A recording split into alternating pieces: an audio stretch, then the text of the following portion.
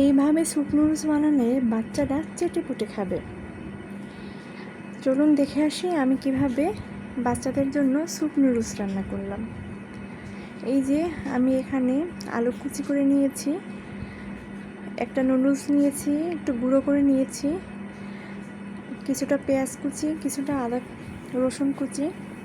এখানে আমি 1 চামচ কর্নফ্লাওয়ার একটা কাপে গুলিয়ে নিয়েছি। আমার কাছে সবজি বেশি ছিল না, গাজর ছিল না, এর জন্য আমি শুধু আলু দিয়েই করলাম। আপনাদের কাছে বিভিন্ন ধরনের সবজি থাকলে এখানে শাকও অ্যাড করতে পারেন। এই যে আমি খুব সিম্পলভাবে কীভাবে করা যায় রান্নাটা সেটাই দেখাচ্ছি। এই যে আমি পেঁয়াজ কুচি আর রসুন কুচিগুলো দিয়ে কিছুটা নেড়েচেড়ে নিলাম। আমি এখানে 1 চামচ ঘি আর কিছুটা অল্প তেল দিয়ে দিয়েছি। ঘির ফ্লেভারটা বাচ্চারা পছন্দ করে, এই জন্য দিয়ে দিলাম। এটা আমার 2 বছর প্লাস বাচ্চা খাবে, প্লাস আমার 8 মান্থের বেবি আর একটা বেবি 7 মান্থের। তো ওদের খাবারগুলো আমি একসাথেই রান্না করি যাতে সবাই খেতে পারে। আমার বড় বেবির জন্য যদি শুধু রান্না করতাম তাহলে এখানে কিছুটা কাঁচামরিচ অ্যাড করতাম। এই যে আমি এই পর্যায়ে নুডলসগুলো দিয়ে একটু ভালোভাবে নেড়েচেড়ে নেব। কোনো মশলার ঝামেলা নেই, কিছু নেই, বাচ্চারা এটা খুব মজা করে খায়। আমি নেড়েচেড়ে 2-3 কাপের মতো পানি দিয়ে দেব। এখানে নুডলসের মশলাটা দিয়ে দিলাম। আপনারা চাইলে এটা স্কিপ করতে পারেন, শুধু লবণ দিয়েও বানাতে পারেন।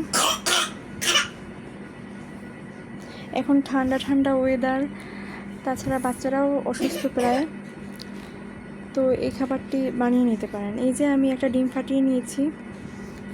নুডলসটা কিছুটা সেদ্ধ হয়ে এলে আমি ডিমটা দিয়ে নেড়ে চেড়ে নেব।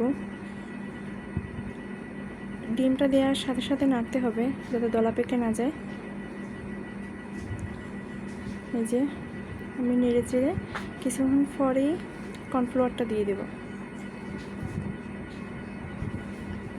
যে কর্নফ্লাওয়ার দিয়ে নেড়ে চেড়ে 2 মিনিট পরেই উঠিয়ে নেব। রান্নাটা খুবই তাড়াতাড়ি হয়ে যায়। আমি এই পর্যায়ে কিছুটা ধনেপাতা দিয়ে দেব। এই যে এক হাত দিয়ে ক্যামেরা ধরে রান্না করছি, তো এর জন্য একটু নড়াচড়া দেখাবে ভিডিওটা, ক্ষমা সুন্দর দৃষ্টিতে দেখবেন। এই যে আমি সার্ভ করে নিলাম, কয়েক ফোঁটা লেবুর রস দিয়ে দেব। আপনারা চাইলে আপনাদের বেবিদের এই ঠান্ডা ওয়েদারের ভিতরে এটা ট্রাই করতে পারেন। তো আমার ভিডিওটি ভালো লাগলে চ্যানেলটি সাবস্ক্রাইব করবেন। ধন্যবাদ।